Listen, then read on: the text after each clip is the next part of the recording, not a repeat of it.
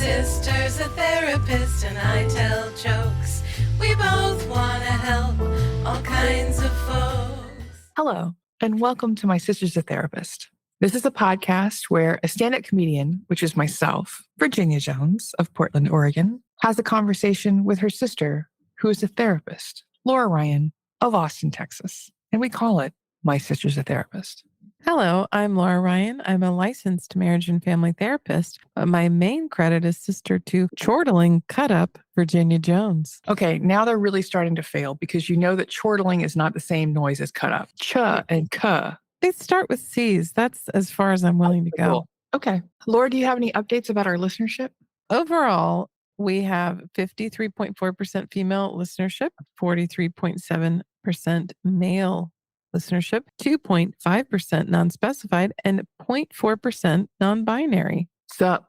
Welcome, non-binary folks. Our biggest listener group in terms of age is holding steady at 45 to 59, followed very closely by 35 to 44. And then the next biggest group is still a 23 to 27. We're nailing it with the youngins. Our top episode is What is Love with Jackie Cation. And our second top episode is Toxic Friends with Maria Bamford. So shockingly, interviewing famous comedians is really our sweet spot.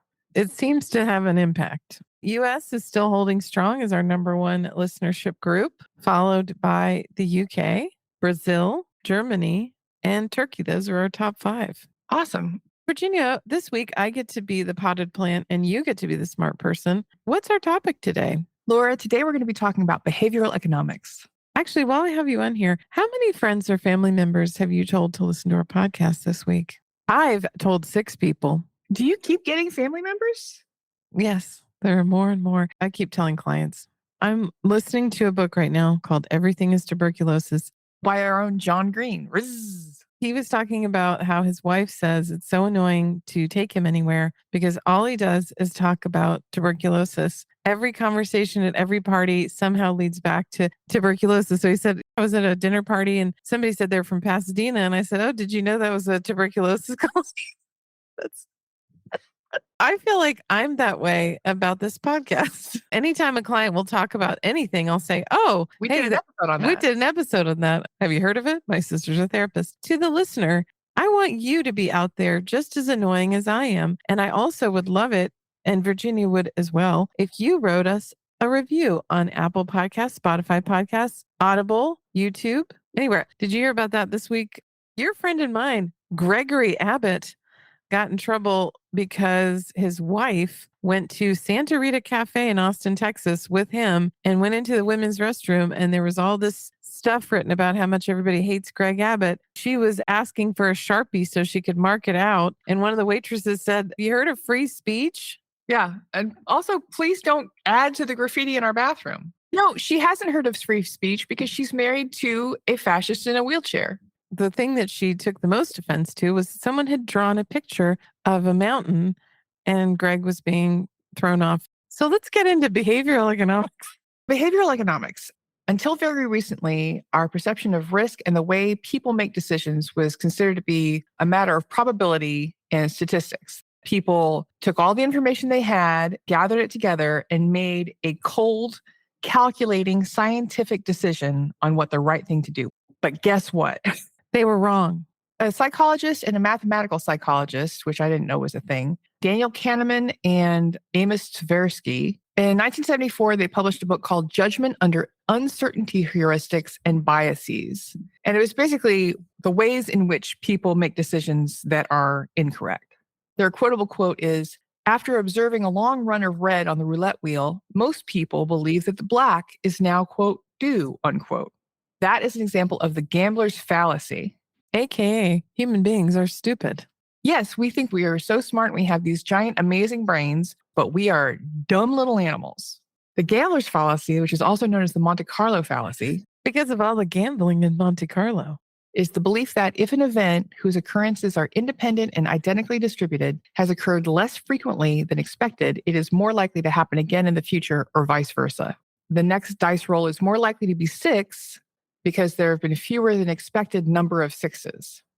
The term Monte Carlo fallacy originates from an example of the phenomenon from 1913 where a roulette wheel spun black 26 times in succession. Now, that is unusual. That feels statistically impossible. 26 times? It is not impossible. It is very improbable. Gamblers on this day lost millions of francs betting against black because every time it happened, it can't possibly happen again. I would think, oh, I'm going to bet for black. You would have been on the winning side. They reasoned that the streak was causing an imbalance in the randomness of the wheel and that it had to be followed by a long streak of red. But the fact is that a roulette wheel, like a flipped coin, has no memory. The fact that it was black 26 times in a row is unusual. It is the same odds as ever. It's easier to think of this in a coin toss. If you toss a coin, the probability of getting heads on one toss is 1 in 2, 50-50 chance. The probability of getting 2 heads in 2 tosses is 1 in 4. It's more likely that you're going to get 2 and 2.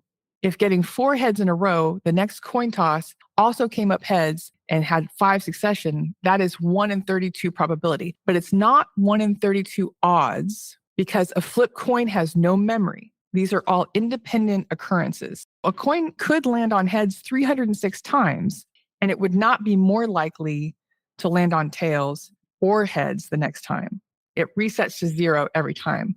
Talking about the difference between odds and probability, if you're calculating probability, say rolling a die, the formula is 1 in 6. So you have a probability of landing on any one number, 1 out of 6 because of the 6 sides of the die. So you have a 16.7 chance of rolling a 6.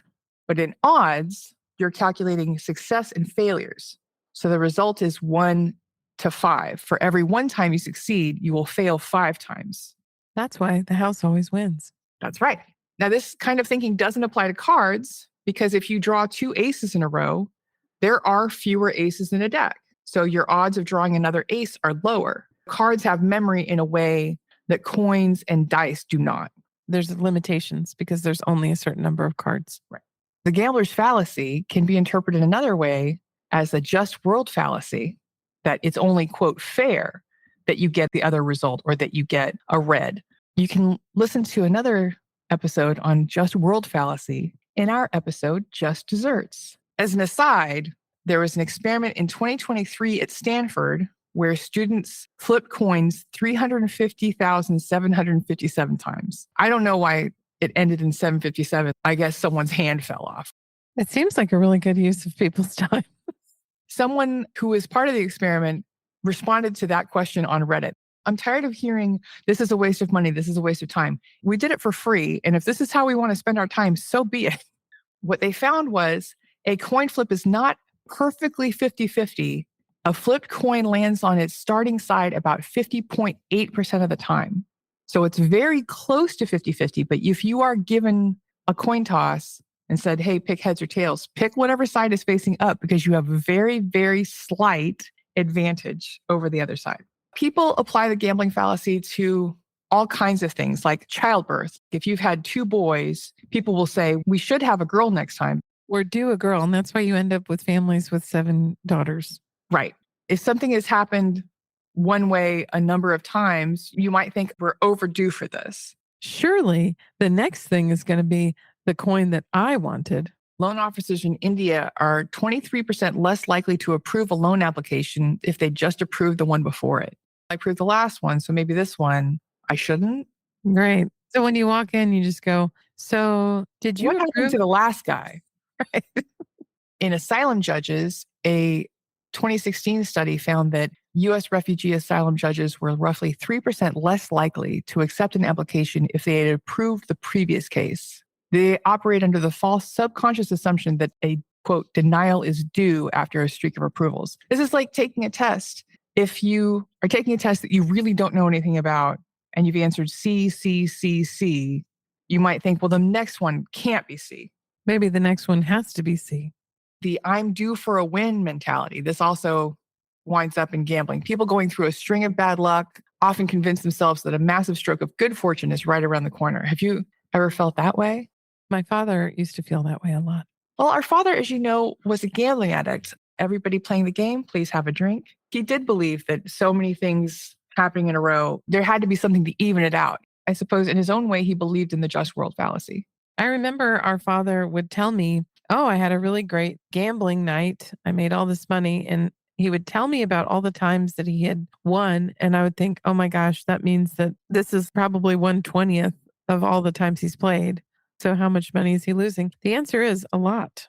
It's a good example of how you were smarter than me at that time and probably are smarter than me now, because he would spread out this fan of cash and say, oh, I've got a method. This is what I won at the casino. I didn't realize how often he was going. I just knew because I work with gambling addiction. He was probably concealing many visits from me.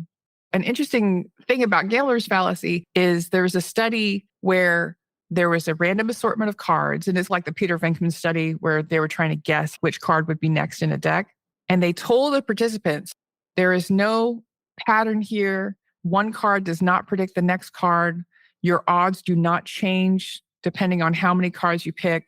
People still picked along the same pattern of people who've been told nothing at all. This can appear so many ways.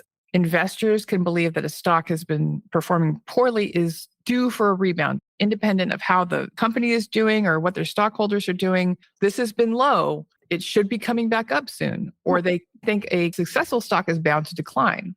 Because human beings are self-absorbed. How humans actually make decisions. This is in the book that Kahneman and Tversky wrote. Representativeness, judging the likelihood that an object or event belongs to a specific category based on how closely it matches a typical stereotype, often ignoring base rate data. People often assume someone who is quiet and loves poetry is more likely to be an Ivy League literature professor than a truck driver, forgetting that there are exponentially more truck drivers in the world. Or if there's a car accident, assuming that a woman caused it because there's a stereotype that women are bad drivers, even though men cause more fatal accidents. That stereotype has been completely overturned. Women are actually significantly better drivers. Another thing that affects our ability to judge is availability. Estimating the frequency or likelihood of an event based on how easily examples of it come to mind. People typically fear airplane crashes more than car accidents, despite the statistics, because plane crashes receive more media coverage and are easily recalled. What do you think your odds, Laura Ryan's odds, are of dying in a plane crash? One in what? How many? Probably like 10 million. Very good. Your odds are 1 in 11 million. Look at me. I deal with this a lot in my office because I have a lot of folks who come in for fear of flying. And that's what I always tell them. Think about statistically how many car crashes there are per day. The reason that you are so obsessed with airplane crashes is because they get coverage. Why do they get coverage? Because there's such a huge amount of loss. And it's because it's unusual. If I'm in a car crash, the most amount of people that are going to die might be 10, but an airplane's full of folks. There's a lot of people on airplanes. Do you know roughly what your odds are of dying in a car crash? 1 in 100? Again, very good. 1 in 95. But people are coming into your office afraid of dying on an airplane and not afraid of dying in a car crash. I think it's also because we get in our cars every single day. Some people get on planes every day, but most people don't. I also think there's something here about the fantasy of control. Because you are behind the wheel, you can control the outcome. Talking to people about self-driving cars, I would hear this a lot. And this was before there were actually Waymos out there. People would tell me I would be too scared of accidents when self-driving cars are much safer. This is what I tell people with flying phobia.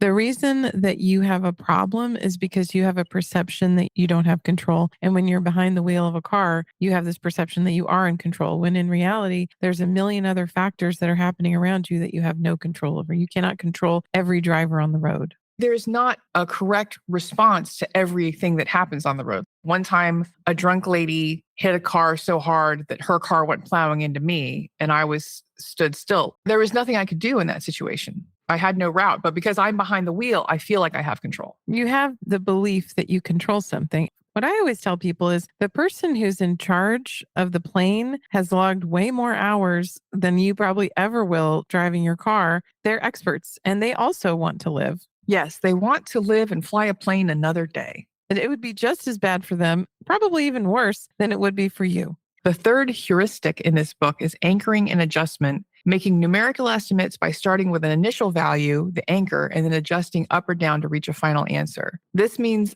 our adjustments are usually insufficient. If a clothing item's original price is shown next to a sale price, You might be looking at an artificially high original price that acts as an anchor and makes the sale price feel like a better deal than it is. I've experienced this a lot when I travel. I was in London, and this was a couple years ago when inflation was not exactly what it is today. The dollar was very high against the pound, but everything was so expensive. And I wound up buying a vintage dress for the equivalent of $70 because compared to everything else, it was so cheap. Well, this is nothing. This is what Kohl's bases its whole product line on, because if you look at the price tag, it'll say this white t-shirt was formerly $10,000 and now it's only $50. A good way not to get bamboozled by this is if you are looking at a tag where the original price and the new price are both printed on it, that is a product that has been made specifically for that outlet. What you are looking for is a tag that has things crossed out and stuck on top of it. That is something that was originally marked that first price and has been marked down. Then you might be getting quote unquote a deal if we can argue that one piece of clothing is inherently worth more than another piece of clothing. The pre-printed tags are to trick you. And if you look closely, they will say this is comparable to other items that are worth $50. So what we're saying is that Kohl's cash is essentially worthless. Yes. The entire economy is going to collapse based on the devaluation of Kohl's cash. Here's a couple of ways that stores use behavioral economics to trick you. Price anchoring, which we've discussed, the decoy effect. Sellers offer a third, less attractive option alongside two primary choices. The decoy makes one of the original options look much better. These three similar products, one costs $10 and one costs $12, and then the decoy costs $20. Well, that's very expensive. Who would pay $20 for that? Scarcity and urgency. Phrases like only 2 left in stock or sale ends in 2 hours triggers FOMO. Amazon has started doing this, and I find it irritating. Every time I buy a concert ticket, whether it's selling quickly or not, I'll get a message that tickets are selling quickly. And there's 12 people there. How quickly were tickets selling really? People bought those 12 tickets pretty quickly. The endowment effect. Stores allow you to touch, test, or interact with products or offer no-risk trial periods. Once you hold or use an item, your brain perceives it as being yours, making the pain of parting with it feel much more severe. This is why at the mall, there are men trying to grab your hand so they can put some lotion on it or spray you with something so it feels like it's yours. Default options. Amazon does this a lot. The Amazon choice. Stores might pre-select a recurring subscription or a premium shopping tier because humans generally prefer taking the path of least resistance. Many will leave the default as is rather than opting out. You may wind up with a subscription of vitamin C pills or socks that you may not actually need. I think the issue is people are essentially lazy. We're lazy, we're busy, we're distracted, we have limited time. All these things are used against us, especially on online shopping. Choice overload. By purposely limiting certain categories, stores prevent decision fatigue because when consumers are presented with too many options, you'll get overwhelmed and walk away. Limiting choices makes them more decisive and likely to buy. If you say, I'm going to go to the store and I'm going to buy cheese puffs, and there's the expensive kind, the regular kind, and the healthy kind, based on your own values and how much money you have and how healthy you think you are, that's going to help you make a decision. If there are 20 kinds of cheese puffs, you might get overwhelmed and walk out. Which is the one that speaks to me? Which one talks about who I am as a consumer? There was an experiment done in a specialty grocery store where they originally had 25 different kinds of jams. The experiment was done where they changed to 6 jams. And they found that by limiting the amount of jams available for purchase, people bought a whole bunch more of them. Now I'm buying in summer and I want to share it with my family. And this one is 12 cents an ounce. And this one's 30 cents an ounce, but this one has more ounces in it. There's just too much stuff. There's 14 different kinds of peach jam. You're going to get overwhelmed. Ultimately, Kahneman and Tversky demonstrated that human intuition is statistically flawed. People base decisions on rule of thumb. They are based on information that comes easily to mind rather than one that has actual probability. And that is why we tend to overestimate the likelihood of things with a low probability, like an airplane crash, to high probability with a car crash. The main concepts of behavioral economics are humans have limited time, information, and mental capacity. Instead of making perfectly optimized calculations, we rely on mental shortcuts or heuristics to make, quote, good enough decisions. Loss aversion. People generally feel the pain of losing something twice as intensely as they feel the pleasure of gaining an equivalent item. I've been selling stuff on eBay. Someone asked for their money back, and it hurt me twice as much as it pleased me when she sent me money, because that's my money now. How dare you want it back? Similar to this is mental accounting. Individuals tend to categorize money differently depending on where it came from or what it is intended for, which can lead to illogical spending or saving habits. I remember in my 20s, whenever I would want to buy a very expensive purse or shoes or whatever, I would think, I spent this amount last night at Oil Can Harry's on drinks, so I should be able to buy the equivalent in a pair of shoes. Especially if it's something annoying. I have to pay a traffic ticket or I have to pay a fee. Let's say it's $50. If I think to myself, I wasted $50 last week, I frittered away $50 on comic books and junk food, that helps me pay the medicine fee versus the candy fee of just things that are pleasurable. And I'm trying to get better about it because I want to get my finances in order. Because you're pretending it's free money, right? Right. It's a gig. If I get a gig, I think it's free money. Well, I can buy whatever ridiculous thing I want, but it's not free money. I worked for that money. Sometimes it costs me gas money to get there, or I had to buy dinner. You're working. I'm It's working. not It's free. work. Right. Or if I win money or if I get a settlement of some sort, I should treat that money like every other money, assign it to savings or expenditures, but I don't. Tax return money is different than regular money. I never get any. Have you ever been tricked into spending money because you thought you were not going to have the opportunity to buy the thing? This happens a lot in Mexico. The fake pricing happens a lot in Mexico. I notice our sister was once kicked out of a Mexican flea market for haggling too much.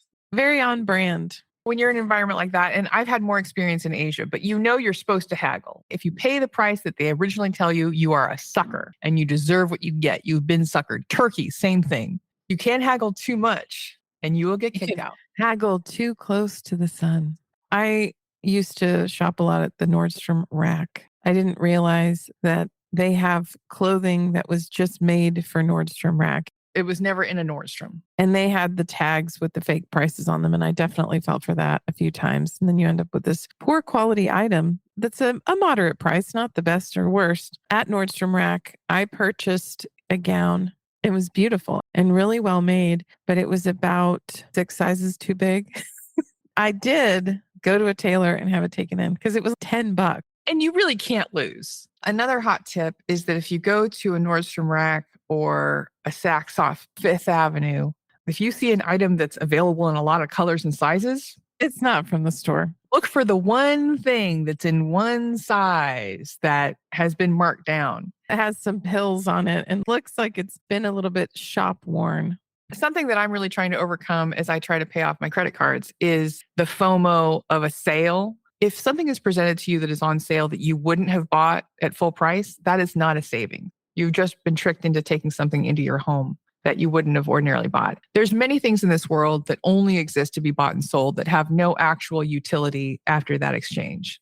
If it's something that I buy a lot and something that's expensive, I will fall prey to, I should stock up on this and I should use my credit card because it's expensive, but I'm going to save 25% off. If I am paying for that vegan protein powder over the next year, guess what? I've spent way more than the 25% savings I made. Thinking about gambling, there was a film called Indiana Jones and the Crystal Skull. I've heard of it. My husband at the time was very into that film and Indiana Jones, period. For his birthday, I got him expensive scratch-off tickets that were the Crystal Skulls limited edition. And I won on every single ticket, which was crazy. I'm just going to keep buying them until I stop winning. And it was 10 tickets. Wow. That's nuts. Apropos of nothing, I went to a hat museum, and one of the things I learned in the hat museum is the hat that Indiana Jones is wearing was designed specifically for him, and it didn't exist. It's a meld between a fedora and a Homburg. I can tell you that I had a very tough time trying to find that hat for our Halloween costume in that same time period because it doesn't exist. It's a fedora, but it has a wider brim, and it's because it's not real. It's taller on top Right. also. It's like a cowboy / fedora hybrid. Yeah, they wanted to have something that felt like the period, but was unique and could be associated with a character. So if you're not buying an Indiana Jones hat, it's not an Indiana Jones hat. And you discovered that on your own. So what are some ways to try to fix your own stupid monkey brain out of being tricked by the gambler's fallacy and other financial fallacies? This is from the Forbes article, The Gambler's Fallacy. The first step in overcoming the gambler's fallacy is understanding the concept and acknowledging its potential influence on decision making. The quarter doesn't care. The quarter doesn't know what it just did. The quarter is like a goldfish or your grandma. It has no memory of the thing that happened. My grandma is dead. Exactly. So she has no memory. Consult diverse perspectives. Seeking input from other people can mitigate the effects of the gambler's fallacy. Different perspectives can challenge erroneous beliefs and provide a more balanced view of outcomes. Leverage technology and data analytics. Relying on data rather than intuition, you can avoid the pitfall of the gambler's fallacy.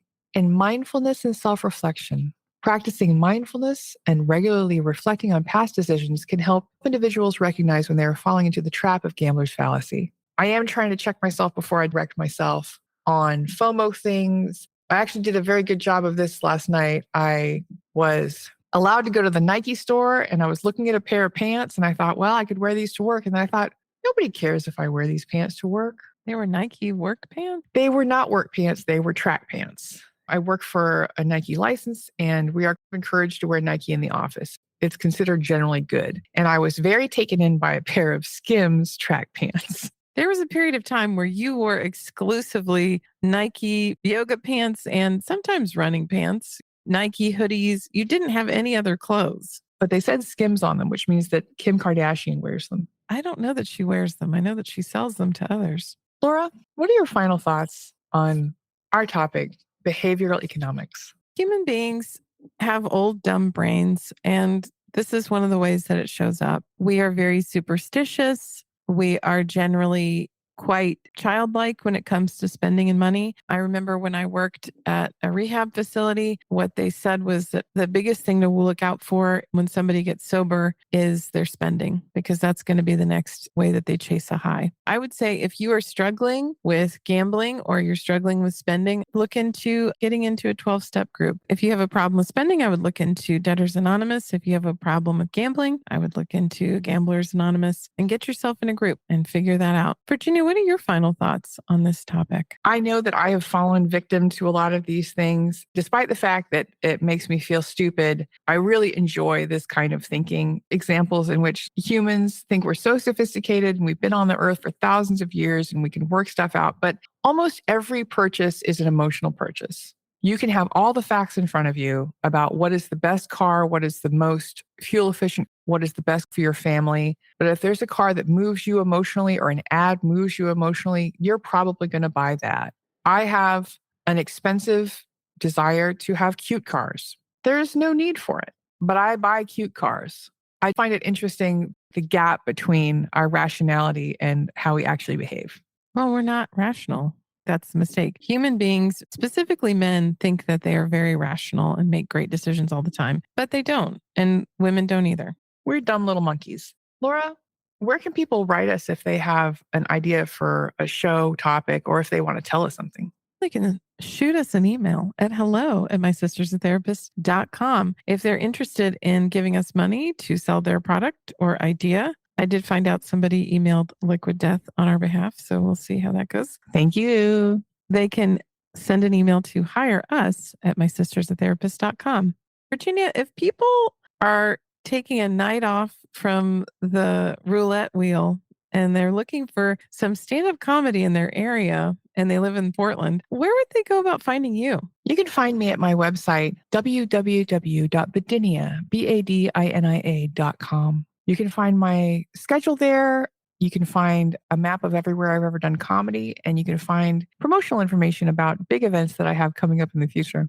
I also promote local events on Instagram, which is also Badinia. Laura, if people are interested in either more information about our podcast or more information about working with you, where can they find you on the internet? If you're interested in working on your gambling addiction or your phobia of flying, you can find out more about me at lauraryan.org. You can also go to our Instagram page, My Sisters a Therapist Instagram. You can go to our website, mysistersatherapist.com, or you can also go to my incredible TikTok page. I am Laura Ryan. Laura, now's the time in the show where you sometimes will read a positive review or just a nice email someone sent us. Do you have something to share with us this week? Yes, in fact, I do.